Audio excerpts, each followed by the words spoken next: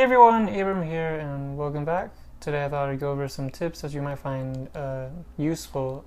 There's nothing super secretive or special about these tips. They're just the kind of tips that you pick up along the way as you play the game. Then again, I mean, you could have been playing this game for a really long time and maybe never realized or noticed that you could do some of this stuff. And since we're in the jungle, I thought I'd start off by going over some lesser known but useful qualities of the vine. If you've ever encountered the vine, you'd realize that they like to grow on the sides of tree trunks, and they also like to hang down the sides of tree leaves. And you'd also probably realize that you can actually climb up vines like a ladder. And if you're anything like me, you probably tried climbing up the vines that don't have any blocks behind them and realized it's just not possible.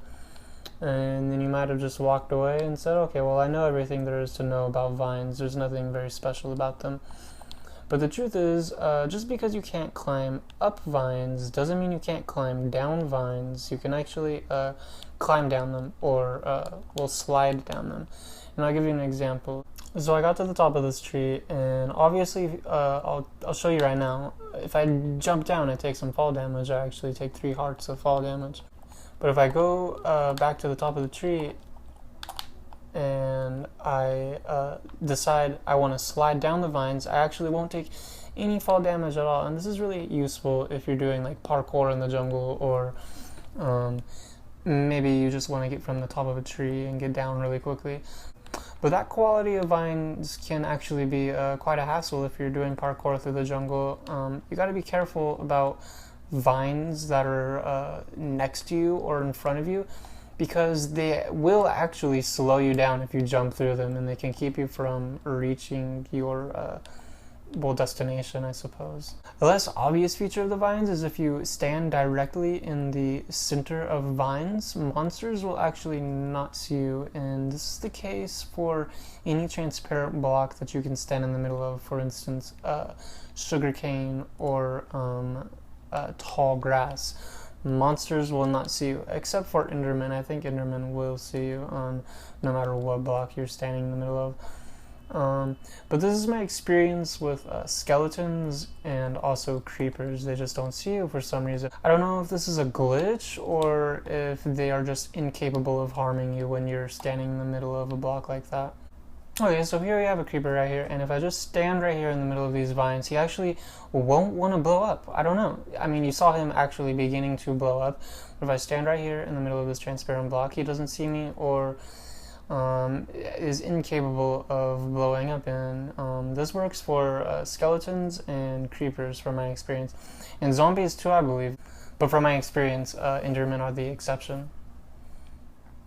So you can see if I just leave this block right here, he'll actually look at me and he'll decide, oh, I'm going to blow up right now. Maybe he won't. Maybe he's just a really friendly creeper. Oh, no. So if I stand right here in the middle of this vine, he stops. And he doesn't see me, and he is incapable of harming me because of a glitch, or perhaps he is incapable of seeing me. So if I leave this block again, he'll want to blow up, and if I just go back into these vines, he can't see me, and this is the coolest thing ever. And this would come in handy really well if you're running around at nighttime and there's a lot of mobs around and you don't want to get harmed because you're at low health, or perhaps you just don't want to confront any monsters right now. And another cool thing you could do with vines is craft moss stone from cobblestone and vines, and this also works with stone brick and vines as well to make mossy stone bricks.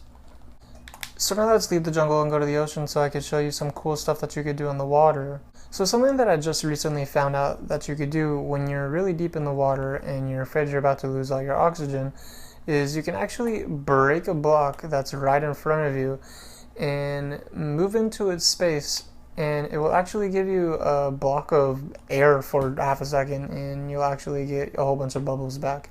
And this is pretty helpful if you stumble across an ocean monument and you want to check it out, and you get really deep into it and realize you have no breathing potion and you're really far from the surface of the water. One thing you gotta be sure of when you try this is that the block is right at your face and that you can move into its place when you break it, or else you're not gonna get those bubbles that you were trying to get. Like this. Oh no. Okay. Also, placing down blocks like fence posts, half slabs, or stairs underwater will actually give you a gap of air that you could stand and breathe in. like this. Oh, that's cool. Alright, my next tip is probably the stupidest one, but I use this one on almost a daily basis, especially when building stuff. If you fall from a 4-block height or jump from a 3-block height, you will take fall damage. And what I constantly find myself getting in the habit of doing when I'm building is building myself up to a height where I know I'll take fall damage if I fall down, and I actually need to get down. So what I do to counteract the fall damage is I take a block like sand or dirt, and I right as I go and jump down, I actually place it down like this. And I mean, I know this sounds really stupid, but it's also really helpful if you just happen to build yourself up to some place where you know you're going to take fall damage. You could actually place a block down right before you hit the ground, and you'll get rid of your fall damage or take less fall damage. You can also do this one with slime blocks from really high places, but when you do it, you have to time it just right. Ooh, like that. That actually took me a few tries, by the way. Fun fact, there's actually a jump height limit of 57 blocks.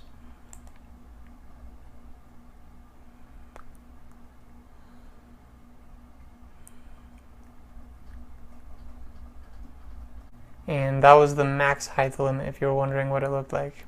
Alright, for our next tip, I thought I could go over some useful things that you could do while mining. Whenever you're mining, it's always a good idea to bring a bucket of water around just in case you dig yourself into a lava pit. And this bucket of water will save your life. If you happen to be mining for diamonds, a really helpful strategy you can always use is strip mining.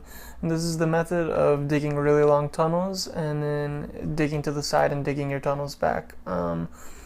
And I'll give you an example, but I'm not going to go into depth fully on it because you can make an entire tutorial on it. Basically, the idea is, though, that you dig really long tunnels, and then you can dig 3 blocks back, or not 3 blocks back, but 3 blocks to the side, whatever side you prefer.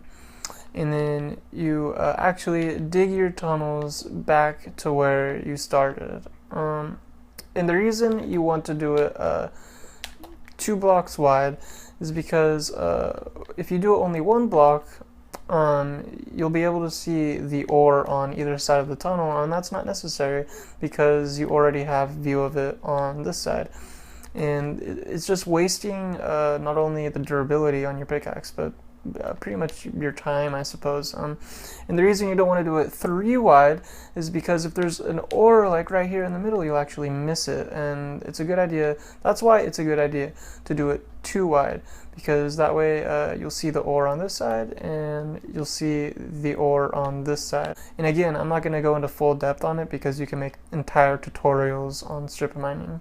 And if you do happen to be mining for really long periods of time and you just want to like go back up to your house or to the surface or something, or you just want to like get to the end of a tunnel or something and the roof above you is only 2 blocks high, what you can do is instead of not only running, you can run and rapidly press X, and this increases your speed tremendously. And here, I'll give you an example. So right here, you can see that I'm running through this tunnel, and if I begin to rapidly press X, this tremendously increases the rate at which I run. Except you do have to be careful, because if you do happen to be running down a tunnel like that for a really long time, and you are pressing X rapidly to get down the tunnel faster, you will decrease your hunger bars really quickly. Alright, for our next and final tip, I thought I'd go over some awesome stuff you could do with the bucket of milk.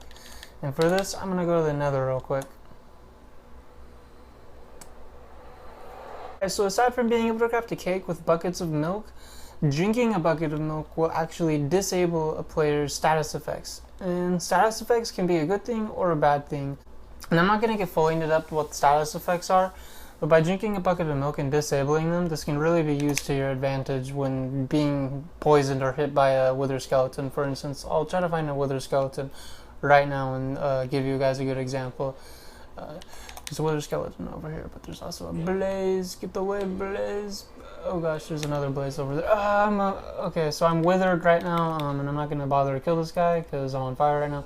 Okay, so I drink this bucket of milk and it actually gets rid of the wither effect. And I actually was able to temporarily disable the my status effect.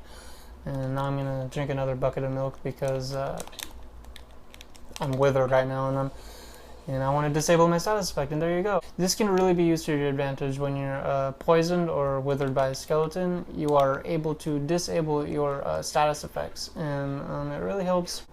Alright guys, I think this concludes my video. If you really liked this video or thought any of it was helpful, be sure to drop a like. And as always, thanks for watching. Bye guys! Holy crap! What are you doing? Holy crud! What are you guys doing? Fun fact, there's actually a limit of 57 blocks to how high you can jump.